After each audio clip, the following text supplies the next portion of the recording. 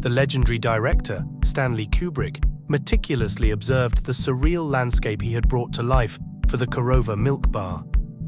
Every gleaming, provocative detail, from the phallic furniture to the suggestive murals, was a deliberate stroke in his grim vision of a future society.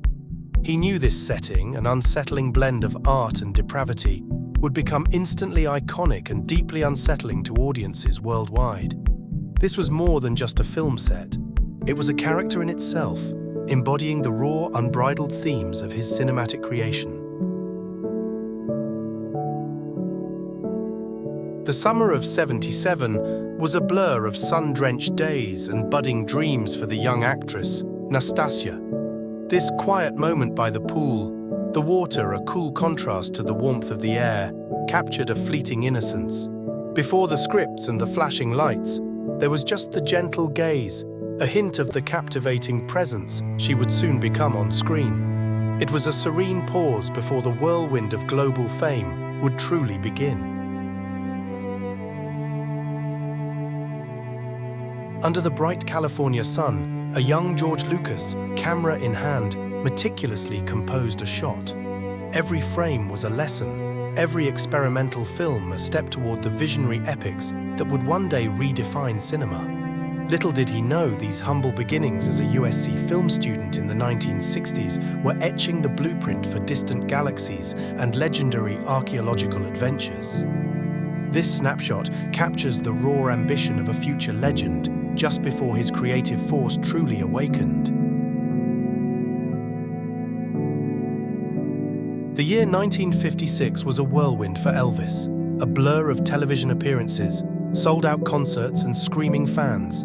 But even a king needed quiet moments. At his Audubon drive home in Memphis, amidst the relentless demands of his newfound stardom, he found solace in the simple joy of his tiny chihuahua, Bitsy. This snapshot captures him, genuinely smiling, holding his loyal companion, a fleeting glimpse of the man behind the legend, enjoying a precious slice of normalcy before the world fully claimed him. Under the grand gaze of the Eiffel Tower, Tina Turner's infectious smile lit up Paris that day in 1984. Each dynamic pose, captured by Peter Lindbergh, was a testament to her triumphant return to the global stage, an echo of the massive success of her Private Dancer album. With her signature hair and powerful energy, she wasn't just posing, she was proclaiming her reign as a rock and roll queen. This moment encapsulated a legend reborn, dancing into a new era of superstardom. Amidst the chilling decor of the Overlook Hotel set, a moment of familial warmth breaks through the intense filmmaking. While Jack Nicholson stands nearby, perhaps preparing for his next unsettling scene, Stanley Kubrick shares a relaxed embrace with his daughter, Vivian. With a casual click, Vivian documents their presence, immortalizing a personal interlude within the monumental effort of crafting a horror classic. This candid snapshot offers a comforting human touch to the legendary, often formidable world of Kubrick's meticulous artistry. In 1965, the dazzling Sophia Loren stood before a statue of Lenin, captivating the audience at the Kremlin Palace during the Moscow International Film Festival. Her presence was a powerful symbol, transcending Cold War tensions to unite people through the universal language of cinema. As she addressed the distinguished crowd, her elegance and star power showcased the softening influence of art amidst political rigidity, leaving an unforgettable mark on Soviet cultural history. In 1976, amidst the industrial grandeur of the Los Angeles River, a young Arnold Schwarzenegger, fresh from his bodybuilding triumphs, posed for an iconic Rolling Stone photo shoot. With his formidable muscles flexed, he stood behind his girlfriend, Susan Gaston, whose slender figure offered a stark contrast. Annie Leibovitz's lens captured this powerful duality, framing them against the urban landscape, creating an image that would forever mark a moment in Arnold's ascent to global stardom, and a unique snapshot of Susan's life before her enduring partnership with Jeff Bridges. The strong wind off the Pacific playfully tugged at Vladimir's hair as he stood beside Marina, the Golden Gate Bridge a vibrant sentinel behind them. This trip to San Francisco in 1976, like all their journeys to the West, was a cherished escape for the Soviet poet, a chance to breathe freely away from the ideological confines of his homeland. Marina, his anchor in two worlds, smiled into the lens, capturing a rare, candid moment of their love story unfolding against the backdrop of American optimism, a memory etched against the backdrop of a Cold War divide. The rumble of the Harley-Davidson was a familiar companion as Alain Delon navigated the elegant streets of Paris. Dressed in his customary leather jacket, sunglasses obscuring his gaze, he was a living embodiment of the era's cool. A cigarette burned slowly between his lips, a plume of smoke momentarily mingling with the damp Parisian air. For a fleeting moment, the world of cinema faded, replaced by the simple, exhilarating freedom of the open road. The bustling street corner fell silent as Coppola leaned in, his vision for the scene crystal clear. Marlon Brando, already embodying the vulnerable Don Vito, collapsed gracefully onto the pavement, his groceries scattered. It was a precise dance between director and actor, crafting a moment that would forever be etched in cinematic history. The cameras rolled, capturing the fragile humanity of a powerful man brought low, a testament to their shared artistry. In the vibrant mid-1960s, Jackie Lane stepped into the studio, the air buzzing with the promise of a new era. The photographer's lens sought to capture not just her beauty, but the free-spirited energy of the swinging 60s she so effortlessly embodied. This particular pose, a blend of casual comfort and understated glamour, would become one of her most iconic, a testament to her charm beyond the sci-fi sets. For years, this image would resurface, a forgotten face momentarily remembered, echoing a time of cultural revolution and burgeoning stardom. Backstage in 1965, with the sound of an expectant crowd faintly audible, 19-year-old Cher focused intently on her reflection. Each stroke of liner, each carefully placed lash, was part of crafting the persona that would soon captivate the world. Her unique blend of bohemian spirit and mod glamour was becoming a sensation, and she knew the power of a perfectly defined eye. This moment, a quiet ritual amidst the burgeoning chaos of fame, was her preparation to step into the spotlight and redefine pop culture. Under the warm Los Angeles sun, the Red Hot Chili Peppers gathered for a photo shoot that would define an era. Flea, grinning wildly in his flamboyant stuffed animal skirt, embodied the band's playful anarchy, while Anthony Kiedis channeled their wild spirit with a theatrical pose. John Frusciante, ever the introspective artist, took a reflective smoke, contrasting Chad Smith's boisterous yell. This captured moment perfectly encapsulated the raw energy and unconventional charm that would soon propel them to global superstardom. The gentle glow of candlelight flickered across Johnny's face as he carefully opened the birthday card, a faint smile playing on his lips. 20 years old, and the future stretched out, bright and uncertain, a canvas waiting for his art. The quiet celebration, a moment of simple joy with friends, felt like a pause before the whirlwind of life would sweep him into the extraordinary journey that lay ahead. For now, there was just the warmth of the room, the sweet scent of cake, and the promise of dreams yet to be realized. The room buzzed with the energy of post-ceremony triumph as Quentin Tarantino, clutching his freshly minted Oscar for Pulp Fiction, beamed for the cameras.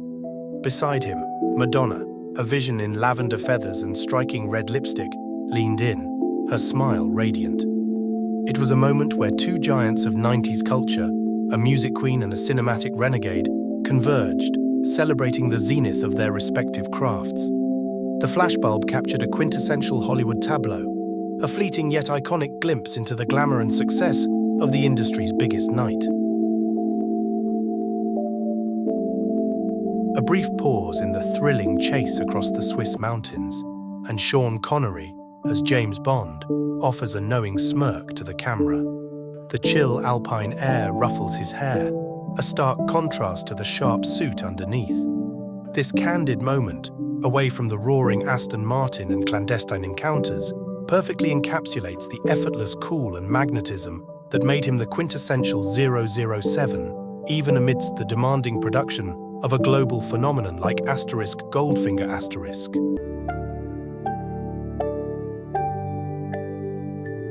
The room hummed with soft music and hushed laughter, a typical Parisian evening in '59. Mylène, radiant and effortlessly chic, leaned into the moment, her gaze playful as the camera clicked.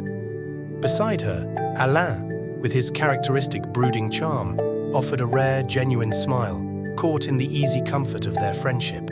It was a fleeting snapshot of youthful exuberance, capturing two futures poised to explode onto the world stage, forever linked by that shared golden age of French glamour.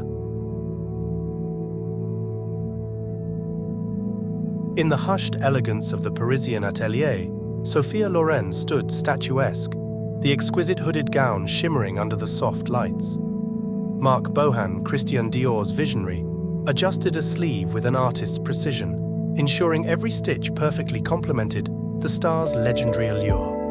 This wasn't merely a dress. It was a creation destined to grace a grand event, a testament to the seamless blend of cinematic magic and sartorial artistry.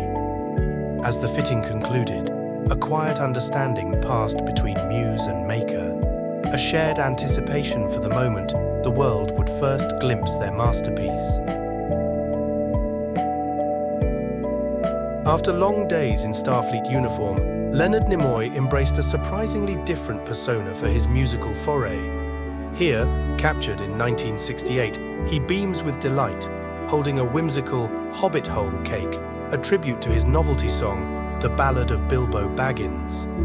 This moment highlights his playful spirit, far removed from the logical demeanor of Mr. Spock, and reminds fans of the diverse talents of the beloved actor. It was a time when pop culture and science fiction quirkily intersected, solidifying Nimoy's unique place in entertainment history. The quiet hum of the studio, a momentary pause between flashes.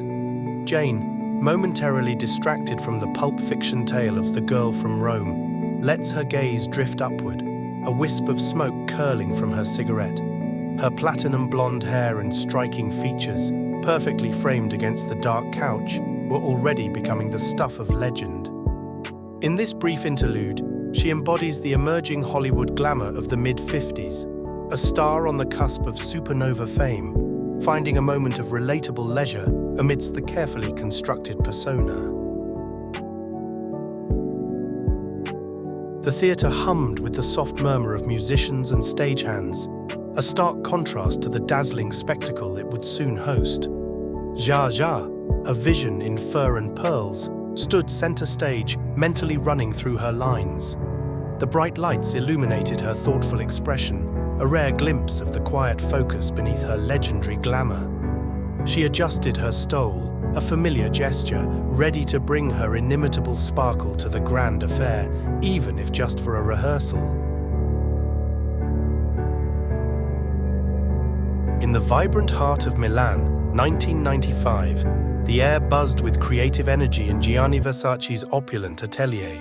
He observed his latest creation come to life on Monica Bellucci, the orange silk dress flowing like a second skin. Bellucci, a vision of effortless sensuality, leaned against a column, her gaze deep and captivating, perfectly embodying the Versace woman. This moment, captured by the lens, immortalized the powerful synergy between a visionary designer and his ultimate muse, defining an era of unparalleled fashion and allure. The room buzzed with polite conversation, a stark contrast to the roar of a concert hall, yet Elvis Presley was as captivating as ever. Dressed in his uniform, just weeks before his discharge, he found himself recounting an anecdote that brought genuine smiles to the faces of the Scandinavian princesses. It was a brief, light-hearted interlude, a meeting of worlds between American pop culture royalty and European actual royalty, all amidst the backdrop of his military service in Germany. For a fleeting moment, the King of Rock and Roll was just a charming soldier, sharing a laugh with his distinguished guests. The studio audience roared as Demi Moore, radiating audacious confidence, stepped onto the Late Show set in a custom bikini. David Letterman, perfectly playing his role, threw his hand to his head in a gesture of exaggerated disbelief. It was November 1995, and this daring stunt was a brilliant, if scandalous, move to promote her upcoming movie, Striptease. The moment instantly became a legendary piece of 90s pop culture, a testament to Moore's fearless persona and the unique spectacle of live television. The red carpet buzzed with excitement as Prince Charles found himself amidst the dazzling world of pop culture. A shared laugh erupted as he exchanged pleasantries with Jennifer Aniston, her smile radiant, and then turned to the irrepressible Jerry Halliwell. Ginger Spice, ever the showstopper, reacted with an explosion of joy, her wide-eyed, open-mouthed expression capturing the sheer delight of the moment. It was a snapshot of two very different worlds colliding, united by laughter and the magic of a cinematic premiere. Away from the bustling sets and the global adoration of his tramp persona, Charlie Chaplin found quiet solace in simple moments. Here, in what might have been a brief reprieve from filming, he cradles a small dog, his smile genuine and free of theatricality. The little terrier, perhaps a companion from a film or a cherished pet, looks earnestly at the camera, unaware of the legend holding it. This gentle scene offered a rare window into the private world of the man behind the moustache, a world filled with warmth and affection. The humid spring air of Tokyo was a refreshing change from the roar of adoring crowds. Freddie adjusted his sunglasses, a small smirk playing on his lips as the gentle breeze rustled the leaves around them. Brian, ever the thoughtful one, admired the intricate patterns of the garden, while John quietly observed his surroundings, holding a small souvenir. Roger, standing tall, took in the scene, the vibrant energy of Japan a constant hum beneath the tranquility. This moment, captured amidst the cherry blossoms and traditional parasols, was a brief, cherished pause before the next wave of Queen mania swept them away. Under the glare of studio lights, a young Patty Duke shed her child star innocence, embodying the complex allure and vulnerability of Neely O'Hara. Her gaze, direct and haunting, hinted at the tumultuous journey awaiting the characters in the Valley of the Dolls, and perhaps in a way, her own evolution as an actress. This image, a potent blend of glamour and raw emotion, became a memorable artifact of a film that dared to peel back the glittering facade of stardom, revealing its darker truths. The afternoon sun, diffused by the city's towering embrace, cast long shadows as Woody, with his characteristic half-glance, acknowledged the ever-present lens. Beside him, Tamara glided effortlessly, her afro a majestic crown, her presence commanding as she navigated the familiar urban maze. Their walk, an ordinary stroll for them, was a curious juxtaposition to the passers-by, a fleeting glimpse into the lives of two distinct stars shining in the vibrant tapestry of 1970s New York. The street buzzed with untold stories, but for this instant, it was their path, their rhythm, their shared moment under the watchful eye of a city in constant motion. Amidst the surreal grandeur of Dali's Château de Saint-Rémy, the artist himself, with a twinkle in his eye, presented a colossal golden chalice. Brigitte Bardot, luminous and draped in a whimsical feathered headdress, met his gaze with a radiant smile, her laughter echoing the clinking of glasses. The goblet, perhaps filled with a concoction as fantastical as Dali's imagination, became a focal point of their shared merriment, a symbol of their combined star power igniting the night.